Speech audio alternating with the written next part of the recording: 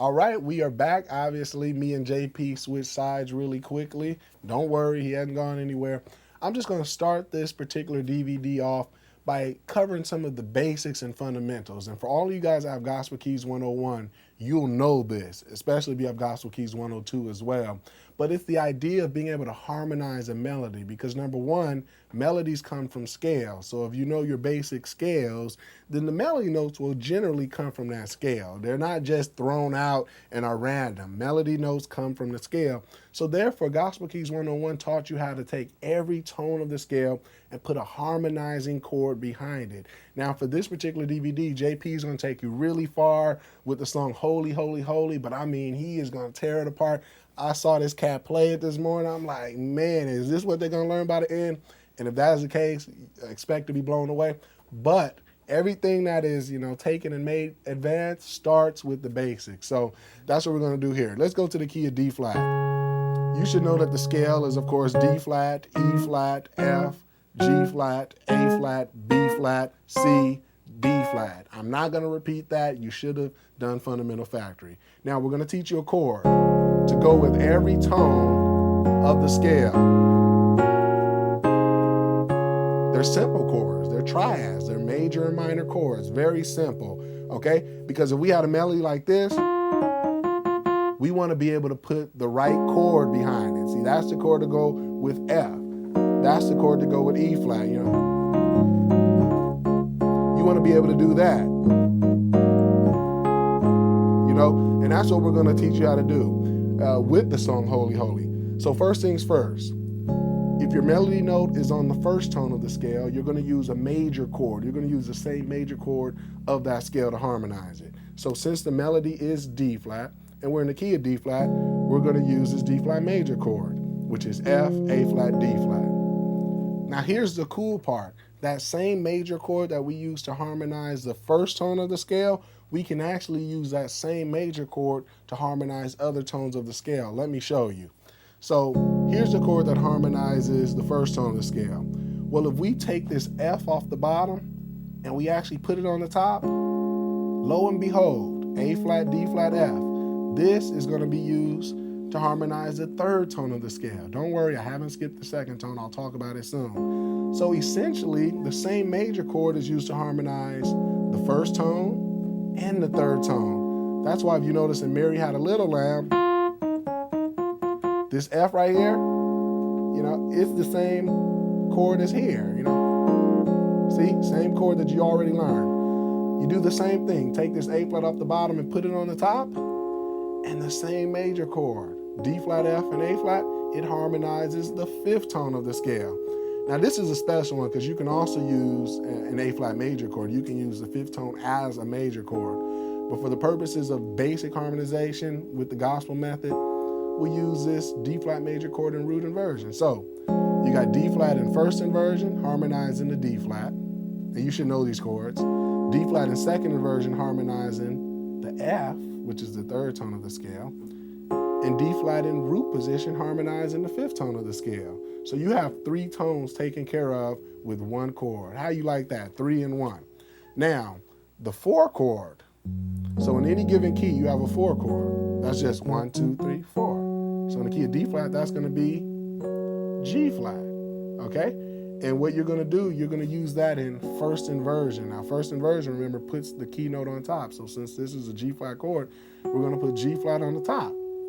So the chord is B flat, D flat, and G flat. That's a G flat chord. We're going to use that to harmonize the fourth tone of the scale. Okay? But we're going to do that same technique earlier. We're going to take our B flat off the top for the next chord. We're going to put it on the top. And look, we got the same G flat major chord, but now we're going to use that to harmonize the B flat, the sixth tone of the scale. So far you got the first tone taken care of, you got the third tone taken care of, fourth tone taken care of, you got the fifth tone taken care of, and you got the sixth tone taken care of with just how many chords? 2 chords. The last thing before the last chord, but the last major primary chord is the 5. See, the 1, 4, and 5 are primary chords. They're very important. That's why they're used to to harmonize majority of this scale. So you got the 1, 2, 3, 4, 5. A flat is the fifth tone of the scale. And we're just going to use that in its second inversion. So you got E flat, A flat, and C. And simply that's going to harmonize the seventh tone of the scale. So you got the 1, 3, 4, 5, 6, and now you got the E flat, A flat, and C to harmonize the C. And the only last one is that second tone of the scale. And the reason I skipped that is because it's going to be a minor chord. So you're just going to take the second tone of the scale and you're going to use its real minor chord, okay? So the second tone is E flat. We're just simply going to use an E flat minor chord to harmonize it. But keep in mind, we got to keep our melody note on top. So playing it like this doesn't work. We want this E flat on top. So we literally put it on top. You can play it down here as well. So G flat, B flat, and E flat is basically an E minor chord in first inversion. And that's going to harmonize our second tone of the scale. So I know that was a lot, and I did it fast on purpose because I don't want to spend 30 minutes talking about this. I want you to play songs. Rewind that part. It's all basic chords. The idea is you got a melody, and if you think about that melody and what chord goes with that melody, whether it's the first tone of the scale, the second tone, the third tone, it has a chord to go under it. Literally, if this was soprano, this is alto, this is tenor, it's the same idea of taking voices. And a lot of the hymns were written for voices, not even written for the piano. So that's all we're doing is we're taking music, we're bringing it here. We're taking the melody and we're putting chords behind it. So let's just recap this one, and then I'll hand it over to JP to actually start Holy, Holy, Holy using these same exact chords. So first tone of the scale in any key, not just D flat, but in any key is going to be harmonized by the one major chord. And one in this key is D flat. It needs to be in first inversion. D flat needs to be on top. Second tone, E flat minor, but E flat needs to be on top. So that's first inversion. Third chord is going to be harmonized by the one major chord again. It's not going to be the E minor, not when you're harmonizing. It's not going to be the F minor, rather. Thought I was in the key of C. It's not going to be the 3 minor. It's going to be the actual one chord, but inverted so that the 3 is on top. The 4 chord is going to be major in first inversion, G flat major in this case. 5 chord is going to be the 1 chord again, just in root inversion this time. The 6 is going to be, it's going to be the same chord we used to harmonize the 4 major chord, but inverted to have the 6 on top. And the last chord is going to have the 5 chord is going to be the chord, but it's just going to be inverted. Okay? And all of these will be up on the screen. So you just practice these yourself and then come up with your own melodies. Like, just come up with a random melody. Like, if that was my melody, all I have to do is put the chords with every one of those melody notes. Okay? If I heard this in a song, I would go, and that is a song. You got that? See?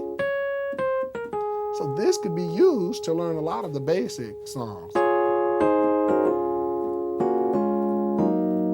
What did I do? I took every tone that I taught you all the way down, and that's Joy to the World. So this is a basic way. This is not going to cover all of your songs. I mean, what do you think, JP? Probably like the more basic beginner hymns and stuff like that? Well, I think more songs that are more melody driven, and that's a lot of songs like hymns and things like that. Right. And songs, like Joy to the World and things like that. Yeah. But for the most part, basic harmonization, this is it. But when we get down to that JP stuff, y'all, now what's going to happen is you're going to make a shift from this harmony, and you're going to see it before your eyes to a more chord progression focused way. And what do you think is the biggest difference from going from playing melody? Because you've had experience with different musicians, and a lot of musicians come from, like one guy might grow up doing all melody stuff, and you might clash with him because you're trying to do fat chord progressions. What's the difference? Well, the difference, I think, is the more of a voicings approach and learning placement. And once you get basic harmonization, that's going to help you with different placements of chords, because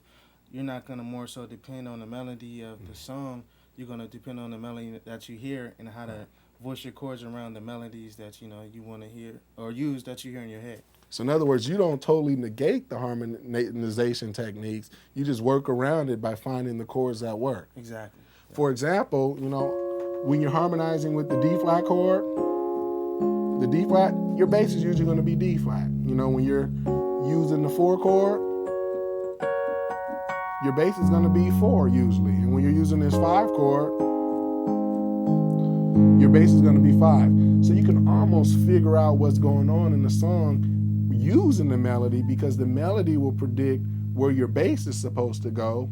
But then you can take it further and use the patterns we're talking about. Like if the bass is going to the 5 because the melody goes, okay, the melody goes, that's a common hint to let you know, well, because the chord literally changes, that's a common hint to let you know we're going from the 1 to the 5. So you see how the melody can actually lead you to finding the chord progression, because if the melody is coming down, from D flat, for example, I'll take it to my piano, going from D flat down to C, well, that kind of lets you know, if you're following these principles, that, okay, we're going to use that D flat chord to harmonize it, and then we're going to use that A flat chord. So that's kind of letting you know, since these are primary chords, usually the bass moves with the primary chord. Sometimes it doesn't. I mean, if we kept our bass the same, it would clash. So your ear tells you to move. Now you can combine a more advanced approach and say, well, now that I know the melody has led me to play the 5 bass, 1, 2, 3, 4, 5, now I use what I know from Pattern Paradise to say, what leads to the 5? What is the circle of fifths? What leads to A flat?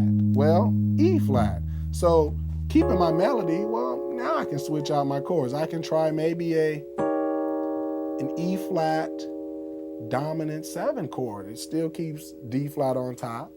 And now I can move my bass.